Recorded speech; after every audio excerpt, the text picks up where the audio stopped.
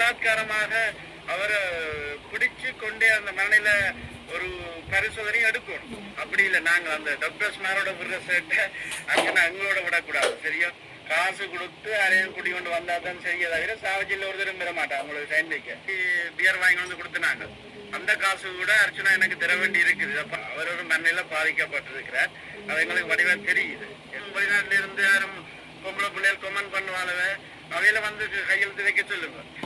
காலம் ஒன்று சொல்லுவார், மத்தியானம் ஒன்று சொல்லுவார், இரவு ஒன்று சொல்லுவார். ஒரு அர்ச்சனாண்ட கணக்கில தான் நிறைய காசுகள் இருக்குன்னு நான் நினைக்கிறேன். அர்ச்சனாக்கு நாங்கள் சொல்ல விரும்புகிறோம், எந்த லெவலுக்கும் போய் அர்ச்சனாவை விட படு கேவலமான லெவலுக்கும் போய் எங்களால கதைக்கவும் முடியும், வேலை செய்யவும் முடியும். ஏன்னா நாங்கள் அடிமட்டத்திலிருந்து தான் நாங்கள் வந்துறாங்க.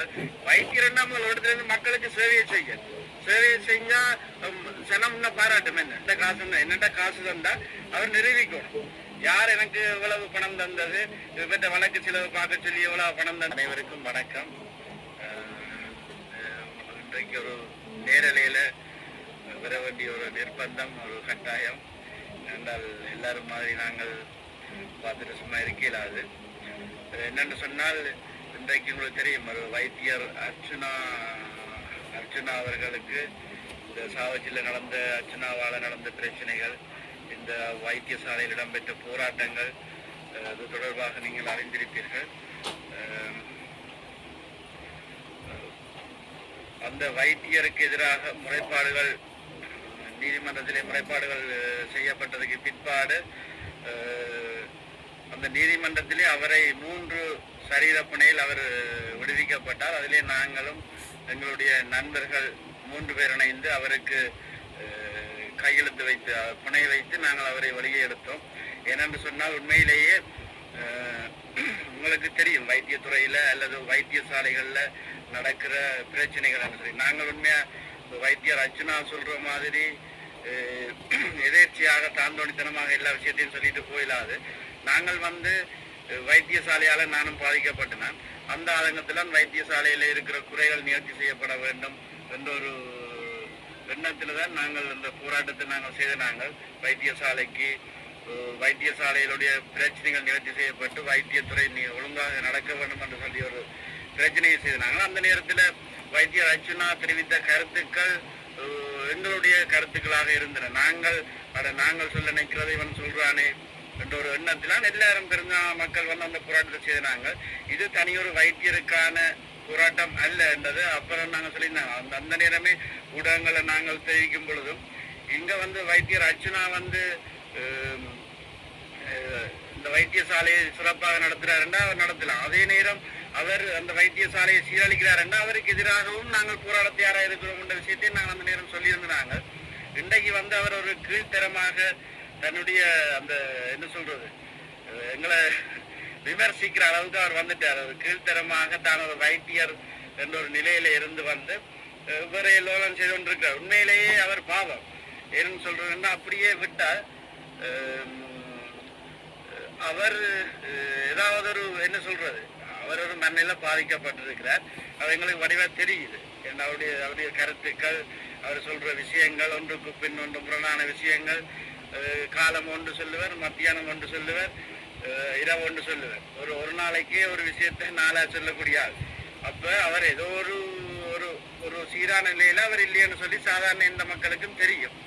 இன்றைக்கு அவர் வந்து அந்த முகநூலிலே தன்னுடைய முகநூலிலே என்னை பற்றி ஒரு அவதூறாக நாங்கள் தன்னுடைய வழக்கு செலவுக்காக நாங்கள் புலம்பெயர் தமிழரிடமிருந்து அல்லது வேற ஆட்கள்கிட்ட இருந்து காசு வாங்கியதாகவும் அந்த பணத்தை தனக்கு தெரியாம நாங்கள் வச்சிருக்கிறோம், அந்த காசை தாங்கள் செலவழிச்சிட்டோம்னு சொன்ன அந்த தன்னுடைய முகநூல்ல சொல்லியிருந்தார். சும்மா அவர் நினைக்கிறார் அந்த வாய்க்கு வந்த மாதிரி ஆதாரங்கள் இல்லாம எல்லாத்தையும் காய்ச்சி போட்டு பேசாம போகலாம், ஒரு தடவை ஒன்றும் சொல்ல மாட்டாருண்டு. அப்படி இல்லை, நாங்கள் அந்த டாக்டர்ஸ் மேரோட விடுற சேட்டை அர்ச்சனா எங்களோட விடக்கூடாது. சரியா, நாங்கள் அவரை ஒரு மதிச்சு நாங்கள் ஒரு நல்ல பொடியன் நல்ல மனுஷன் இந்த வைத்தியசாலைக்கு ஏதோ செய்வான் என்ற ஒரு எண்ணத்தில் நாங்கள் அவருக்கு ஆதரவு தெரிஞ்சினாங்க. ஆனா பிறகு அர்ச்சனான்ற நிலப்பாடு உங்களுக்கே தெரியும். என்ன ஒன்றுக்கு ஒன்று முரணானது, தேவையில்லாத விஷயங்கள், அரசியல் கூட கதைக்க வலிக்கிட்டார். அப்புறம் அவர் அரசியல் என்றா என்னன்றே தெரியாது. ஒரு என்ன சொல்றது, யாழ் மாவட்டத்துல இன்றைக்கு அர்ச்சனா இந்த லைவை பார்த்தா அவருக்கு தெரியணும். நாங்கள் வந்து நெல்சன் விட்ட கதை கேட்கல. அர்ச்சனா என்ன கேட்டது, இந்த யாழ்ப்பாணத்துல எத்தனை பாராளுமன்ற உறுப்பினர் இருக்கிறோம், யார் எந்தெந்த கட்சி பாராளுமன்ற உறுப்பினர், உள்ளூராட்சி சபை தேர்தல் என்றா என்ன, மாகாண சபை தேர்தல் என்றா என்ன, அதுக்கு எப்படி எலெக்ஷன் நடக்கும், எப்படி வாரது, எத்தனை பேர் வெறுவினம் என்று சொல்லி உண்மையா அவர் டாக்டர்ஸ் அவர் தன் துறையில் அறிவா இருக்கலாம். ஆனா அரசியல் தொடர்பாக எந்த விதமான அறிவும் இல்லை. அது நான் அவருக்கு சொன்னேன், அவருக்கு தெரியும். அவருக்கு கேட்க அண்ணன் இப்படித்தான் இங்க என்னென்ன எம்பி மாதிரி இருக்கிறோம், இதில் எந்த கட்சி எம்பி என்று அவருக்கு விளங்கப்படுத்தி அதை சொன்னதும் நான் தான். அது அவருக்கு இப்ப ஞாபகம் இருக்கலாம். சரியா? அவர் வந்து ஆதாரம் இல்லாம இப்ப நான் அவருக்கு எதிராக நாங்கள் ஒரு என்னுடைய பெயரை பாதித்து ஆதாரம் இல்லாமல் இதை கதைச்சதுக்கு எதிராக நீதிமன்றத்துக்கு நாங்கள் போவோம். ஏன்னு சொன்னால் சும்மா எனக்கு காசு போட்டோன்னு சொல்லி எனக்கு என்னட்ட காசு தந்தா அவர் நிரூபிக்கணும்.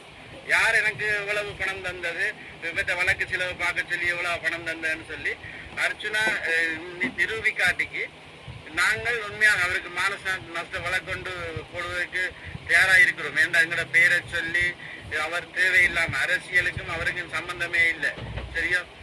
எங்களோட பேரை சொல்லி அவர் தேவையில்லாம கழிச்சு கொண்டிருக்கிறார். நாங்கள் ஆரம்பத்தில் அவர் ஒரு நல்ல நண்பராக தான் பார்த்தினாங்க. நல்ல வேலையில் செய்யற. ஒரு நாள் எனக்கு தெரியும் நெல்சன், நானும் நெல்சன்னையும் ஒரு நாள் வந்துட்டு தலை அடிக்கிறா, இரவு என்ன மாதிரி ஏதாவது பியர் ஏதாவது வாங்கி தாக்குறீங்களோன்னு சொல்லி. சரியா? நாங்கள் சாவச்சேரியில பார் எல்லாம் போட்டு இரவு 11 மணி ஆச்சுது. நாவக்குடியில போய் நானும் நெல்சன்னையும் போய் பியர் வாங்கி வந்து கொடுத்துனாங்க. அந்த காசு கூட அர்ச்சனா எனக்கு தர வேண்டி இருக்குது. இதை பார்த்தா நீங்க அதை யோசிங்க. நாங்கள் எங்க இப்ப நாங்கள் பியர் வாங்கி தந்துனாங்க, என்ன ஒண்ணு தந்துனாங்க. அப்ப அதுக்குரிய காசு எல்லாத்தையும் நீங்க எனக்கு தர வேண்டி வரும். இதை நான் ஏன் சொல்றேன்னு சொன்னால், உங்களை மாதிரி ஆதாரம் இல்லாம நாங்கள் கதைக்கிறேன். சரியா? உங்களை மாதிரி எழுந்தமானத்துக்கு அடுத்தவனை பற்றி சிந்திக்காம, அடுத்தவன் குடும்பத்தை பற்றி சிந்திக்காம வாயில வந்து எல்லாம் ஏனென்றா நீங்க ஒரு விடுகாலி மாதிரி தெரிஞ்சு கொண்டு இருக்கிறீங்க. சரியா? உங்களுக்கு ஒரு நிரந்தரமான என்ன சொல்றது, ஒரு இடத்துல வைத்தியர் ஒரு இடத்துல இருந்து மக்களுக்கு சேவையை செஞ்சா சனம்னா பாராட்டும் என்ன. அதை விட்டுட்டு தேவையில்லாம விமர்சனங்களை செய்து கொண்டிருக்கிறத நாங்கள் ஏற்றுக்கொள்ள முடியாது. உண்மையா வைத்தியர் அர்ச்சனா இந்த வேணிய வைத்தியர்களோடு முரண்படுற மாதிரி எங்களோட முரண்பட பாக்கலாது. இல்லாட்டி அவையில தூட்டுற மாதிரி முகநூல்ல தூட்டி போட்டு பேசாம விட்டுட்டு இருக்கலாது. சரியா? நாங்கள் எந்த லெவலுக்கு அர்ச்சனாக்கு நாங்கள் சொல்ல விரும்புகிறோம், எந்த லெவலுக்கும் போய் அர்ச்சனாவை விட படு கேவலமான லெவலுக்கும் போய் எங்களால கதைக்கவும் முடியும், வேலை செய்யவும் முடியும். ஏன்னா நாங்கள் அடிமட்டத்திலிருந்து தான் நாங்கள் வந்துறாங்க. இந்த அரசியலை பற்றி நான் தான் தமிழன்டா போராட்டம் ஏதோ அர்ச்சனா நினைக்கிற தன்னை வச்சு நாங்கள் அரசியல் செய்ய பார்க்கிறோம்னு சொல்லி உண்மையிலேயே என்ன தெரிந்த பலருக்கு தெரியும். சரியா? நான் காசு வாங்குவேனா இல்லாட்டி அர்ச்சனா வச்சு ஏதாவது லாபம் பெறலாம்னு யோசிச்சிருப்பேனா இல்லாட்டி அர்ச்சனாவுக்காண்டி தான் போராட்டத்துக்கு வந்தனான்னு சொல்லி என்ன தெரிந்தவர்களுக்கு தெரியும். உண்மையிலேயே நாங்கள் இப்ப இல்ல, எங்க பிரச்சனை நடக்குது, எங்க போராட்டம்னு சொன்னால், எங்க ஒரு அநீதி நடக்குதுன்னு சொன்னால் அதுக்கு எதிராக நாங்கள் எந்த காலத்திலையும் போராடி கொண்டுதான் இருக்கிறோம். இப்ப இந்த முன்னூல்ல போய் பாத்தீங்கன்னா தெரியும், அர்ச்சனா இப்பதான் முன்னூலுக்கு வந்தவர். அதுல நாங்கள் எவ்வளவு போராட்டம், எவ்வளவு ஆர்ப்பாட்டம், இந்த சாவச்சேரி தென்பாச்சி மக்கள் எல்லாருக்குமே தெரியும் நாங்கள் என்ன செய்யறோம், நாங்கள் என்ன செய்து கொண்டு இருக்கிறோம்னு சொல்லி. தமிழ் தேசியம், தமிழண்டா, அண்ணன் தலைவர் எல்லாம் அவங்க கதைக்கிறாரு. அர்ச்சனா அதெல்லாம் கதைக்கிறதுக்கே தகுதி இல்லை. அவர் வடிவா அந்த ஒரு என்ன இதுலயே சொல்லியிருந்தவர் ஒரு பேட்டியில, என்னையாப்பா சம்பளத்துக்கு தான் வேலை செய்தவர் சொல்லி. சரி, அப்படி அவர் வந்து அர்ச்சனா சொல்லி போட்டு தமிழ் தேசியம், தமிழர் அப்படி இப்படி கதைக்கலாது. எங்களுக்கு தெரியும் என்ன, எங்களை தெரிஞ்சாக்களுக்கு என்ன தெரிஞ்சாக்களுக்கு நாங்கள் தமிழ் தேசியத்தோட தமிழ் இந்த போராட்டங்களோட எப்படி நிக்கிறோம் நாங்கன்னு சொல்லி அர்ச்சனாவுக்கு தெரியாது. ஆனா என்ன தெரிஞ்ச மக்களுக்கு தெரியும், எல்லாருக்கும் தெரியும். அவன் நான் அர்ச்சனாவுக்கு ஒன்றை சொல்லிக் கொள்றேன், இந்த முகநூல்ல வந்து பேஸ்புக்ல வந்து லைவா போட்டுட்டு 65 லைக் பேரும் வெளிநாட்டுல இருந்து யாரும் பொம்பளை பிள்ளைகள் கமெண்ட் பண்ணுவாங்க, அவையில வந்து கையெழுத்து வைக்க சொல்லுங்க. சரி, நாங்கள் சொல்றோம், இன்றைக்கு சொல்றேன், அர்ச்சனாவுக்கு ஆதரவாக யாரும் தென்மாசியில இருந்து யாராவது வந்து பிணை கையெழுத்து வைக்கிறாங்களோ தெரியாது. ஒரு தடவை வைக்க மாட்டேன். ஏனண்டா இது ஒரு வரைக்கும் தெரிஞ்சிருக்கா, கடந்த வெள்ளிக்கிழமை ஒரு வழக்கு நடந்து நினைக்கிறேன் அர்ச்சனாக்கு எதிராக. அன்றைக்கும் வேற ஒரு சிங்கள பொம்பளான் வந்து கையெழுத்து வச்சுட்டு போனதாக எனக்கு தெரிஞ்ச நண்பர்கள் சொன்னாங்க. ஆகவே அவற்ற நிலைமை அப்படித்தான் இருக்குது. சரியா? நாங்கள் இன்றைக்கு அவருக்கு 3 பேர் கையெழுத்து வச்சுனாங்க. 3 பேரும் நாங்கள் நேரடியா அவரோட அது என்னன்னா நீதிமன்றம் அவருக்கு அறிவிக்கலன்னு சொல்லி இருந்தது. அவருக்கு அறிவிச்சிருந்தா இன்றைக்கு நாங்கள் அந்த பணியை வெட்டி இருக்கலாம். அது வந்து வார 25ஆம் தேதிக்கு தமிழ்நாடப்பட்டிருக்குது. ஏன் அவருக்கு அறிவிக்கலைன்னு சொன்னால் அர்ச்சுனாவோட தொடர்பில் இல்லை நாங்கள் உண்மையா அந்த ஆர்ப்பாட்டம் முடிஞ்ச பிறகு 2-3 நாள் இரவில் அவர் அடிப்பார். தெரியாது இந்த டென்ஷன் அது இது அதை பியரை பிடிக்கணும் அப்படின்னு அடிப்பேன். நாங்கள் வாங்கி கொண்டே கொடுப்போம். என்ன செய்யற பாவம் ஒரு ஃப்ரெண்ட்ஸ் மாதிரி பலரானே என்று சரியா. அதுக்கு பிறகு அர்ச்சனாவோட தொடர்பே இல்லை. ஆனால் நாங்கள் இவர் மன்னார்ல மாட்டப்பட்ட பிறகு தெரியும் எங்களபடி எல்லாம் மன்னாருக்கு போனவன். அவங்க இப்போன்னு சொன்னா ஒரு என்ன தண்ட காரில் பெட்ரோல் அடிச்சு சரி அர்ச்சனாட்ட அந்த அந்த வழக்குக்காக மோசன் போறதுக்கு போனவர். இந்த தம்பிராச தண்ட மோடிச்சல் இங்கிருந்து மன்னாருக்கு போனவர். சரி அப்படித்தான் எல்லாரும் வேலை செய்யுது. இவன் அர்ச்சனா என்ன நினைக்கிறாருன்னு சொன்னா இப்ப நாளைக்கு அர்ச்சனா ஏதாவது எங்கேயாவது தப்பி ஓடிட்டு இல்லாட்டி ஏதாவது ஒரு பிரச்சனை பிரச்சனை வந்தா அர்ச்சனா சொல்லுவார் நானா வைக்க சொன்னேன்.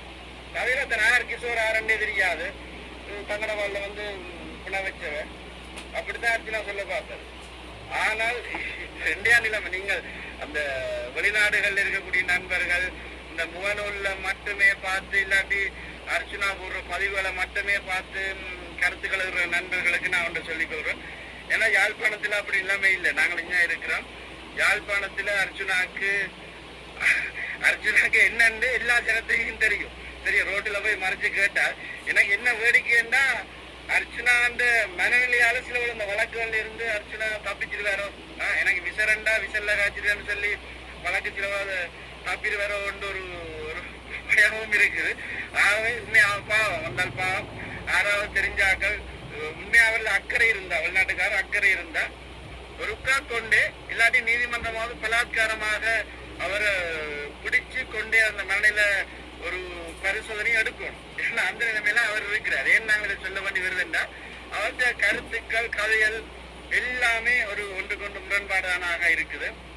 சும்மா எங்களுக்கு மற்றது அவர் முன்னுள்ள போடுற பதிவுல பார்க்க எங்களுக்கு ஏதோ செய்திடும் போல இருக்குது.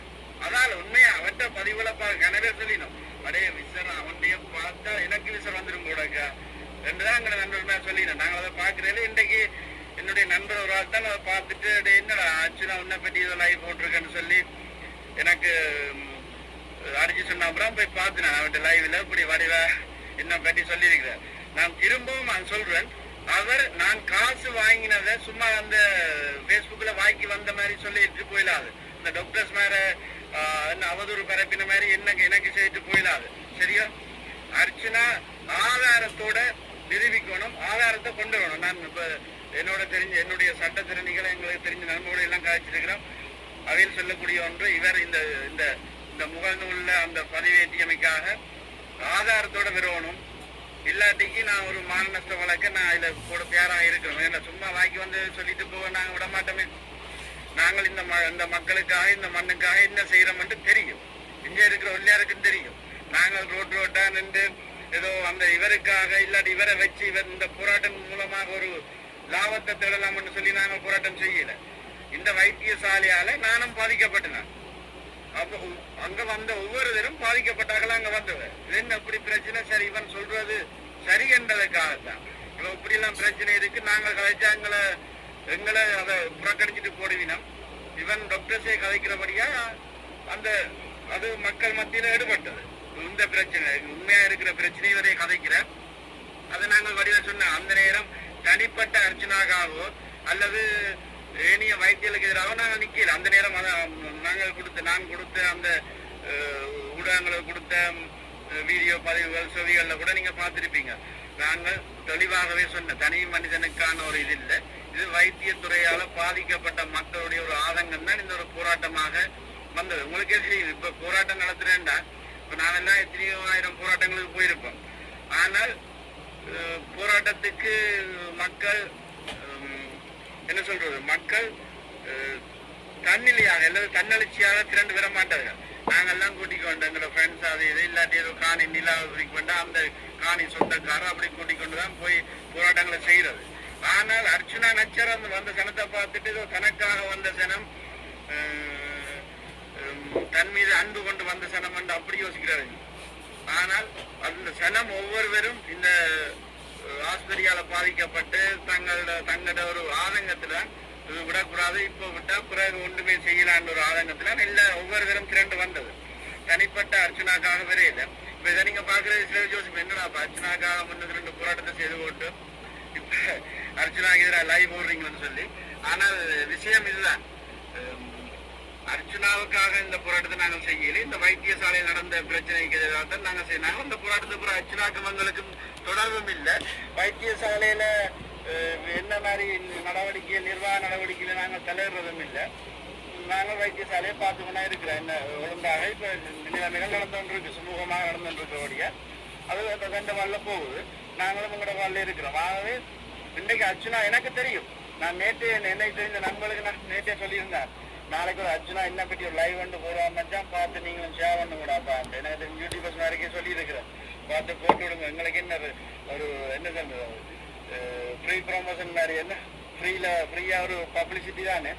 அப்போ நேற்றே சொன்னாங்க அர்ச்சனாக்கு புனைய நாங்கள் கொண்டு வர முடியாது, போய் அதை நாங்கள் வாபஸ் போட போகிறோம். அதெல்லாம் அவர் திரும்ப ஒரு என்ன பற்றி ஒரு லைவ் வந்து போடுவார்ன்றதும் தெரியும். இன்றைக்கு கூட அவர் வெளியில நிற்கிறது, எங்கட புனையெல்லாம் நிற்கிறார். வார 25ஆம் தேதி அவர் வேறு ஆக்களை வர சொல்லி புனை வெட்டுப்பாடு. இன்றைக்கு கூட இது எங்கட புனைய நின்று கொண்டு எங்களை பற்றியே தேவையில்லாம கதைக்கிற கதான் செய்து கொண்டிருக்க. இன்றைக்கு தெரியும், இங்க இருக்கிறார்கள் பாஸ்கரன் சார், உதயன் நவீனுக்கு தெரியும். இந்த நாங்கள் அந்த போராட்டத்துக்கு 20 ரூபா போய் போஸ்டர் அடிச்சு என்ன பின்னர் அடிச்சு நாங்கள் நித்திரியா கிடந்த அந்த ஸ்டார் பிரிண்டர்ஸ் குகரன் ஸ்டார் பிரிண்டர்ஸ்ல வேலை செய்யற படிக்கின போய் ஏற்றி கொண்டு வந்து 20 அந்த சாவம் ஒரு 12 மணி இருக்கும் பின்னர் அடிச்சு நாங்கள் 2 பெரிய பின்னர் அந்த போராட்டத்துக்கு பிடிச்ச பின்னர். அப்ப அதுக்குரிய காசை கொடுக்கல. அவர் சொன்ன, அவர் தன்னுடைய பெருந்தன்மையில சொன்ன, ஒரு பிணருக்கு காசு வேண்டாம், ஒரு பிணர் காசு தாங்க வந்து அதே நாங்கள் இன்னும் கொடுக்கல. அந்த காசையை நாங்கள் சேர்த்து கொண்டு இருக்கிறோம். அதே மாதிரி சேகரன் பிரிண்டர்ஸுக்கும் 15,000 ரூபா பிணர் காசு கொடுக்க வேண்டி இருந்தது. அவரும் ஒரு டிஸ்கவுண்ட் போட்டு, இது போராட்டம் தானே, நீ டிஸ்கவுண்ட் போட்டு தாங்கன்னு சொல்லி சேர்த்து இந்த புதிய பாஸ்கரன் சார் ஆகலாம் காசு சேர்த்து தனக்கு தெரிஞ்ச நண்பர்கிட்ட சேர்த்து அந்த காசு கொடுத்தது. அதே மாதிரி ஸ்டார் பிரிண்டர்ஸுக்கும் இன்னும் காசு கொடுக்கல. தெரியும், அர்ச்சனாவை வச்சு உழைக்க வேண்டிய தேவை எங்களுக்கு இல்லை. எங்களோட நண்பர்கள் தலைவர் காய்ச்சவர் அர்ச்சனா மாதிரி தன்னுடைய வங்கி இலக்கத்தை தந்த போனூர்ல போட்டுட்டு தனக்குத்தானே காசை போட்டுட்டு மக்கள் என்ன காசு முடியாமன்னு சொல்லி அந்த போலியான வேலையெல்லாம் நாங்கள் செய்யறேன். அர்ச்சனாண்ட கணக்கில தான் நிறைய காசுகள் இருக்குன்னு நான் நினைக்கிறேன். சரி, அவற்ற வங்கியில தான் நிறைய பணம் இருக்கலாம். ஏன்னு சொன்னா ஒரு வெளிநாடுகள்ல இருந்து இப்ப எங்களை கூட அடிச்சு கணவர் கேட்டவ அர்ச்சனா அந்த வழக்குக்கு சட்டத்தணிகளை அரேஞ்ச் பண்ண சொல்லுங்க இதெல்லாம் கேட்டிருந்தவ. இதை நாங்கள் அர்ச்சனாவுக்கு சொல்ல, அர்ச்சனா சொன்னார் அதே இந்த நம்பரை என்னட்ட தான் நேர நானே கதைக்கிறேன். அப்ப நாங்கள் அந்த அப்படியே நான் என்னோட கதைச்ச ஆகளுக்கு நான் அர்ச்சனாட்டே நம்பரை கொடுத்து விட்டேன் நேர. அவரே கதைச்சு அவரே என்னவும் செய்யட்டும்னு சொல்லி அது அர்ச்சனாவுக்கும் தெரியும், என்னோட கதைச்ச ஆகளுக்கும் தெரியும். ஆகவே அர்ச்சனா வந்து தன்னுடைய முகநூல்ல போட்டு அதை பார்த்து ஒரு தரம் என்ன கிடைச்சின்னா காசு வாங்கிங்கன்னு ஒரு தரம் என்ன கேட்கல. அவன் ஏதோ போட்டிருக்கான் அவனை பற்றி அப்படித்தான் எல்லாரும் சொல்லிடுமே தவிர யாரும் என்ன காசு வாங்கியிருப்பேன்னு சொல்லி ஒரு எல்லாருக்கும் தெரியும், நம்ப மாட்டேன். ஆகவே அர்ச்சனா வந்து பகிரங்கமாக அந்த தன்னுடைய முகநூல்ல போய் திரும்ப ஐயோ மன்னிச்சு கொள்ளுங்க சார், எல்லாரும் மன்னிச்சு கொள்ளுங்க, நான் ஒரு விஷயம் இல்லாத போட்டுட்டேன், காசு வாங்கினது அப்படி என்று சொல்லி போட்டுட்டான்னு சொல்லி பகிரங்கமா மன்னிப்பு கேட்டா அவரை அப்படியே விடலாம்.